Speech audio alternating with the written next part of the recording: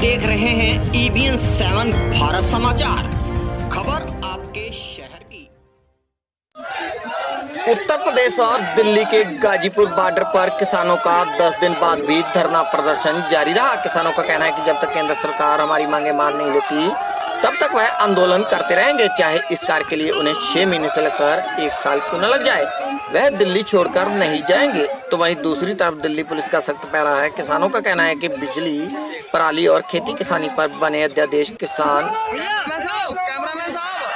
इसको वापस आए। सरकार कारपोरेट घरानों का पक्ष रख रही है, शायद अन्नदाता को भूल गई है। यही वजह है कि अन्नदाता आज भी आत्महत्या कर रहा है, लेकिन सरकार के कान तले जूं तक नहीं रेंगती। आज EBN 7 की टीम ने गाजीपुर बॉर्डर का जायजा लिया और वहां पर प्रदर्शन कर रहे किसानों से बातचीत की तो पता चला कि किसानों की मांगे जायज हैं, उसके बावजूद भी सरकार हिलावाली ही करती नजर आ रही है। तो वहीं किसानों ने भी कमर कस ली है। उनका कहना है कि जब तक विधेयक वापस नहीं करवा देते तब तक वह दिल्ली बॉर्डर छोड़ने वाले नहीं हैं। आइए आपको दिखाते हैं हमारी खास रिपोर्ट दिल्ली के गाजीपुर बॉर्डर से लाइव तस्वीर। मैं संदीप शर्मा और आप पहुंचे इस वक्त गाजीपुर बॉर्डर पर। यहाँ पर आपको बता दें कि आज किसानों के यहाँ पर धरने प्रदर्शन को लेकर आज 10 दिन हो चुके हैं, लेकिन सरकार कहीं टस से मस नहीं हुई है। यहाँ पर आपको बता दें यहाँ पर किसानों के हौसले बुलंद है। कहते हैं कि 6 महीने भी अगर लग जाए तब भी हम यहाँ पर डटे रहेंगे, लेकिन उसके बावजूद भी जो सरकार की हठधर्मी है वो अपनी हठधर्मी से बाज नहीं आ रहे हैं यहाँ पर। क्योंकि जो काले कानून 3 बिलों को सिर्फ किसानों की मात्र 3 मांगे हैं कि अपने जो 3 बिल हैं उसे आप तीनों बिलों को वापस ले लीजिए, जिससे कि किसान खुशहाल हो सके। जबरदस्ती किसी के ऊपर बिल लादना कोई सही बात नहीं। तो हमारे साथ मौजूद है यहाँ युवा संगठन के लोग हैं। यहाँ किसान एकता संघ के युवा नेता हैं। यहाँ पर इनसे बातचीत करते हैं कि किस तरीके से जो PM की जो नीति है और इस तरीके से एकदम जो बिल आपातकाल स्थिति में बिल का क्या मतलब है इसका। जो मानसून सत्र में बिल अध्यादेश जारी होते हैं, जो कभी आपको बता दें इमरजेंसी में तो यही होता है कि अगर कहीं लड़ाई झगड़ा हो गया, दंगा कोई किसी बाहर कंट्री से झगड़ा हुआ है कोई बड़ा, तो कहीं इमरजेंसी में बिल लागू होता है। तो ये शीत ना तो बिल लागू करने का शीत सत्र था और ना ही ऐसा कोई प्रोपेगेंडा। तो इसको लेकर जो मेन चीज थी कि बिल को अचानक पास किया गया और किसानों के जो रोजी रोटी का मसला है, किसान अपनी रोजी रोटी के मसले को लेकर यहाँ दिल्ली में आज 10 दिन से यहाँ पर सड़कों पर ठंड में रात गुजारने को मजबूर है। यहाँ पर भाई साहब मौजूद है। कि सर क्या नाम सर आपका? नवदीप सिंह नाम है जी मेरा। गढ़मुक्तेश्वर से मैं आया हूँ। ये सब मेरे भाई हैं और हम लोग किसान हैं, नेता नहीं है ना। तो हम कोई संघ के नेता है ना कुछ है, हम सब लोग किसान हैं। तो जो इस वक्त कृषि अध्यादेश जैसे जारी कर दिया गया, बिल्कुल एकदम थोप दिया गया, किसान की आय दोगुनी करने की बात की जाए, लेकिन मुझे नहीं लगता कि इसमें आय दोगुनी होगी। यहाँ उसमें नहीं, दुगनी आया नहीं हो जाएगी जी, बिल्कुल ये गलत है। दरअसल ऐसा है कि आपने जो बात अभी कही इमरजेंसी में जो कानून लागू होते हैं, ये भी एक इमरजेंसी से कम नहीं है जो मोदी सरकार ने किसानों के ऊपर थोप दिया है आत्मनिर्भर की आड़ में। बिल्कुल बिल्कुल ठीक है जी। और ये इस वजह से इमरजेंसी नहीं है क्योंकि जिस टाइम लॉकडाउन था अकेला किसान ही ऐसा था कि जो पूरे देश को चला रहा था। तो जब हमारी GDP -23% पे नीचे गिर चुकी थी, उस टाइम किसानों ने इसे प्लस में पहुंचाया। तो जो हमारे बड़े कॉर्पोरेट्स हैं, इन्होंने मोदी जी के साथ सलाह करके और जो मोदी जी के सलाहकार हैं, इन सब ने आपस में अपना डिसीजन करके ये बिल इसीलिए ही इमरजेंसी में एकदम से किसानों के ऊपर लागू करा है कि ये एक ऐसा काम है जो ना तो किसी बीमारी से, ना किसी वैसे लॉकडाउन से, ना किसी वैसी आपदा से डटेगा। ये तो लोगों की रीढ़ की हड्डी, जैसे हम कह दें कि हिंदुस्तान की रीढ़ की हड्डी है खेती। तो उसी के ऊपर ही ये काला कानून थोपने की कोशिश करी गई है।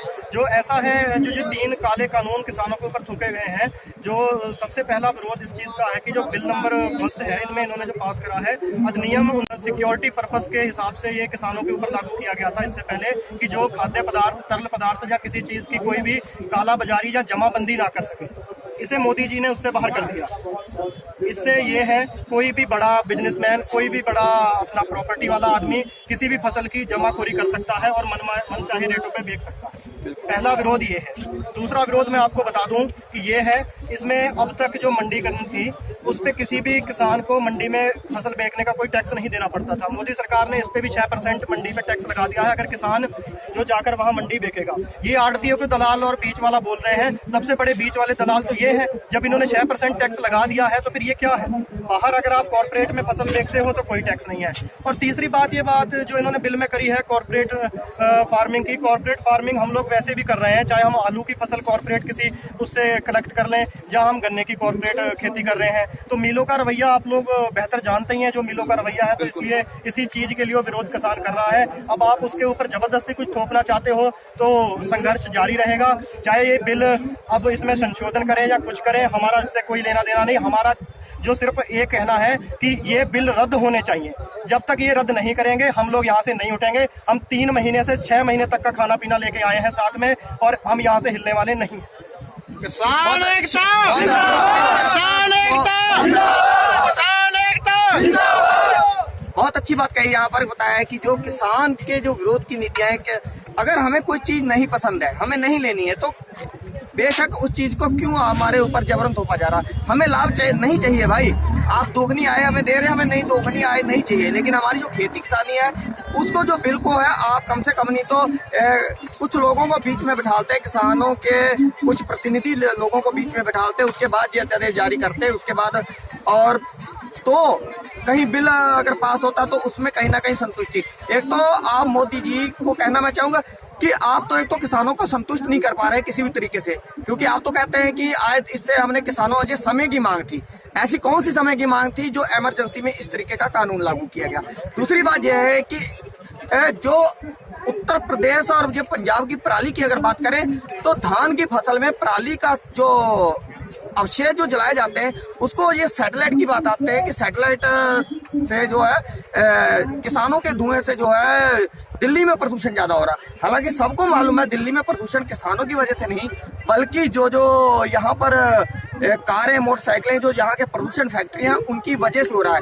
क्योंकि अगर दिल्ली को होता है तो दिल्ली कभी परछाई चलती है तो कभी उत्तर पूर्वाई चलती है। तो इस तरीके से हवा के रुख के साथ जो हवा के रुख के साथ प्रदूषण और वो चलते हैं। तो इस तरीके से सिर्फ पंजाब को ही इसका जिम्मेदार नहीं ठहराना चाहिए, क्योंकि बड़ी बड़ी फैक्ट्रियों के खिलाफ तो कोई कार्रवाई करता नहीं, लेकिन जो किसान मजदूर है, क्योंकि किसान अगर बात की जाए किसान और जवान यही दो ऐसे लोग हैं जिनको दबा लिया जाता है और इसी को दबाने की कोशिश भी की जा रही है। लेकिन अब किसान जागरूक हो चुका है, किसान पढ़ा लिखा है, किसान सब कुछ जानता है, इसलिए किसान सरकार से दबने वाला नहीं है। मैं टीम के साथ Sandeep Sharma, bureau report EB7 Bharat समाचार, गाजियाबाद।